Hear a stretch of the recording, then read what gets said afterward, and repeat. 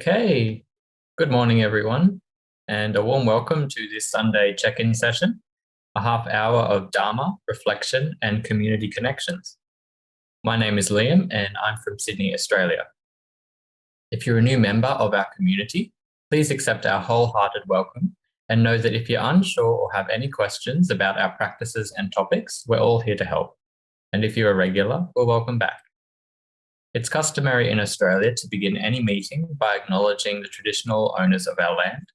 So in the spirit of reconciliation, I would like to acknowledge the traditional custodians of the land on which we walk, study, and reside, the Wadi Wadi people of the Dharawal Nation, and pay my respects to elders past, present, and emerging. I also pay my respects to the traditional custodians of the various lands on which you all are. The check-in sessions have been developed by our Communities of Practice team and the entire community.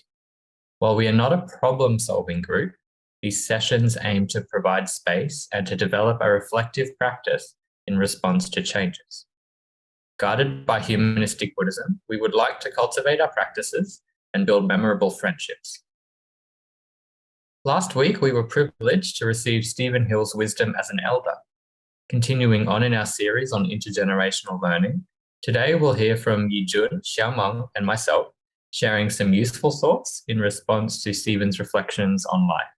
So please welcome the youth team. So as we do every week, we'll begin with a short meditation just to settle in. So everyone, if you could just make yourself as comfortable as you can, find a nice position, sit up straight, if you can. And just start to relax. Allow yourself to settle in, maybe closing your eyes if you feel safe. And just noticing how you're breathing. As the breath goes in, filling your whole body. And as the breath goes out, relaxing your whole body. Allow each in-breath to fill you all the way up with fresh air, and each out-breath to relax you completely.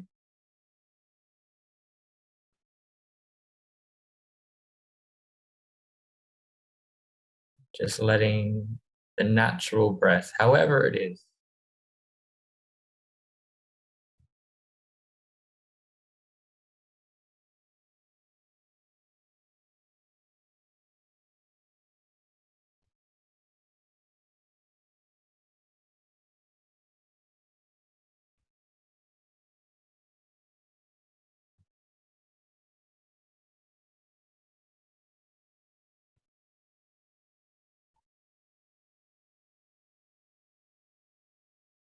coming in touch with your body a little bit more.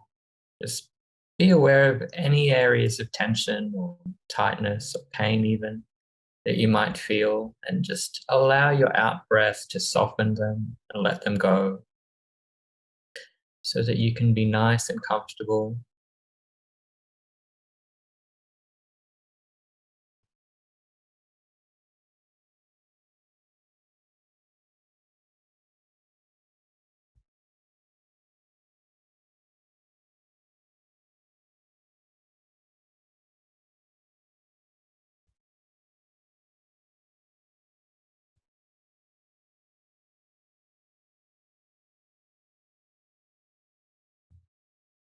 And just taking one more sweep through your body to make sure you're completely relaxed.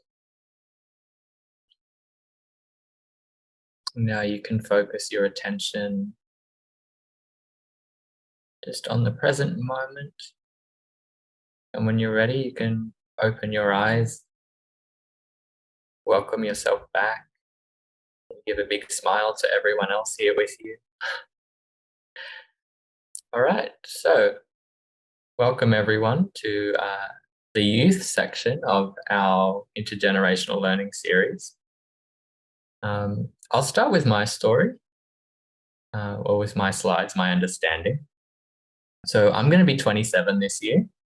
I don't quite know how I feel like that, but like many people of my generation, in the whirlwind of invincible youth, I've avoided sitting down for long enough to really think about my own life, where I am, where I'm going, where I've been, and what to do about it all. And this is not because I'm preoccupied with anything any more exciting. It's because I'm terrified. We're in a world that feels like it's burning down, quite frankly. Climate change is just getting insane. There's a new riot every week, and the cost of living is through the roof, and our mental health is through the floor. And worst of all, those in charge don't really seem to be doing anything about it. We give all this power to those people in high places, but with this, we also deflect personal responsibility. I think we have to accept the fact that we each play a part in a community, whether it be on a local, national, or even global scale. It's all too easy to maintain a mindset of personal survival. But seeing yourself and your efforts as part of the world you're in, wouldn't it make more sense to contribute positively to it? As a young person, I really do feel a pressure to save the world and fix everything is wrong with it. But honestly, I see from this community here and from those around me that the real change is in the little efforts that I make for a better future for all of us. So Stephen Hill often presents two ideas that really stand out to me: a culture of care and being the change you want to see in the world. And I think this is exactly where we should start, by building a culture of care just where we are. And eventually that'll ripple out. The more people we inspire and encourage, the bigger change we make in the world. So I think starting exactly where we are with this culture of care and being the change is perfect. It's enough. And that is a lot of weight off of my shoulders that I will now pass over to our sunshine, Xiaomeng.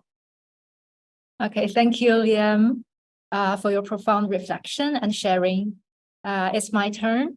I resonated with Stephen's overarching sharing regarding being with someone in the last session, hence togetherness. I'm in my early 30s. Looking back on my growth journey, I feel incredibly fortunate, as I always had wise and caring individuals who were with me silently at different stages of my life. For instance, during my childhood, I had my parents, and in my student year, I had my tutors. And after I started practicing Buddhism, I had Dharma teachers and friends. These people trust me greatly and believe I can handle life issues independently. They are willing to accompany me and offer help when I need it.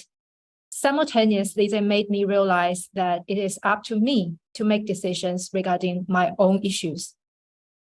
They accept my failure because they believe I will learn from it and grow from the experience. They make me understand that togetherness doesn't limit to being here physically. Good company warms the heart. However, I encountered difficulties attempting to pass on their wisdom to benefit those around me. I found myself lacking the patience to feel the need of my friends. With the popularity of virtual communication, I tend to chat with those online rather than talk in person. Thus, those friends around me become the most familiar strangers. Moreover, when I tend to be with someone, while that person is indifferent, I feel saddened and move away subconsciously. So on my way of packing myself to be a gift to others, I understand what Stephen emphasized. We must be what we claim, and compassion is always here for us, waiting to be awoken. What I need to practice is bridging the gap between knowing and doing. Meanwhile, I'm also curious that in a rapidly evolving society, everyone is occupied with their pursuits and busy accomplishing their tasks. Is there still room to be with someone? And how much space do we leave for ourselves to extend compassion to others? So here I leave a question, and hopefully we can have more discussion in the plenary session. So that's all for my sharing, and I will hand over the mic to Yijun. Thank you, Xiaomeng. So for me, as a response to Stephen's sharing last week, I want to talk about how the concept of deep listening has inspired me to be a gift to others. During the time of me being disappeared from these lovely Sunday check-in sessions, I did field work in the rural area of China on the implementation of renewable energy. By practicing deep listening with strangers, I am not only able to get information for my study, but also to learn about people's life and culture in rural areas and connect with them. In turn, my gratitude, respect, and curiosity I learned from cultivating the compassion with this community has brought understanding to rural area, including its culture, environment, and people's life. And this has initiated new conversations, ideas, and it somehow has touched people's heart over there. But we're getting excited to listen to stories from strangers. I ask myself whether I am a good listener to my family members. By recalling the moment of arguing with my mom, forgetting to call my dad for a month, and only visiting my hometown once a year or even less, I think that I am not qualified to be a good listener to them. As young people, we always think that family will always be there for us. However, Buddhism has taught us about impermanence. As shared by Stephen, the recognition of impermanence not only serves as a reminder, but also serves as a strength. The rich knowledge from the closest ones, especially the elders, helps us to know better of who we are and may open a new world for us to embrace with love and compassion. Therefore, through deep listening, we can recognize interconnectedness and enhance connectedness. These are important foundations for the younger generation to be at service for others and to be a gift to this world full of uncertainties and challenges. And now I hand back to Liam. Thank you, Xiaomeng and Yijun, for helping me to represent our youth. Now it's over to you, our dear community. We'd like you to have a think about the following questions. What change do you want to see in the world, and how do you think we should go about it? If you're comfortable, we'd also like you to respond with your age so we can get a feel for the generation you are representing. So now we'll be grouped in groups of 3 to 4 to share and discuss. In the discussion, we recommend you spend a little bit of time getting to know each other and then discussing our questions. And there will be some Zoom notifications to guide you, but feel free to let the flow of your discussions guide you. Our sessions are guided by metta, which is unconditional love and kindness for all sentient beings. Let's use these breakout sessions to express and receive loving kindness to and from one another, and take time to pause, share, and listen. We'll also ask you to share some of your findings with the larger group at the end of the breakout discussion. So now let's go to our breakout rooms for rich and nourishing discussions, and we'll see you all back in 15 minutes. All right, everybody, welcome back. We hope you had a good discussion. We won't have time to run through the comments this week as we're running a bit over time, but do type them in the chat box as fast as you can, and we'll collect them all for the poster team to put together and send out to you midweek, just so you can get a recap of what we've been talking about today. But for now, we'll finish with the closing, and then if in the end you want to stay around for the plenary, we can have a longer discussion then. All right, so thank you all. We hope you really enjoyed the Sunday check-in session today and that it was helpful to you. And we hope you experienced the unconditional love and compassion of this community. But for anyone who might be experiencing a greater need than what we could meet today, please don't hesitate to get in touch with us via the email on the screen. And you can also reach out to the professional organizations below. So just an announcement about an upcoming event next week.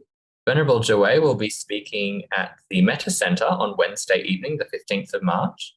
It will be a reflective workshop based on some beautiful artworks and entitled Painting Enlightenment, Healing Visions of the Heart Sutra. The link for registration will be shared in the chat box. And next Sunday, we'll be taking a break from this mini-series as we invite our good friend Joey Yo back into the facilitator's chair to speak on repentance. Now, we know this can be quite a loaded topic, so be sure to check in as we explore it together. Also, just one last call for anyone in the 50 to 70 age group who would like to contribute to our Intergenerational Learning series. We'd love to hear from you. If you're interested in sharing your reflections, please reach out to us via the chat, email, or in the plenary session after today's session. And as we check out today, we'll recite the dedication of merits together to send love and compassion to whoever is in need. Let us now dedicate the goodness of what you have done to all living beings. May kindness, compassion, joy, and equanimity pervade all worlds. May we cherish and build affinities to benefit all beings. May Chan, Pure Land, and precepts inspire equality and patience. May our gratitude and humility give rise to great vows.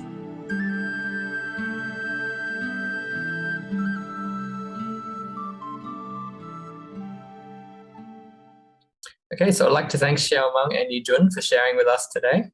And thank you, Joe, for being our IT wizard and keeping things running smoothly. And of course, thank you all for being here with us today. We'll start the plenary session shortly, so please stay around if you have time. Otherwise, we'll see you all next week on Sunday at 11 a.m.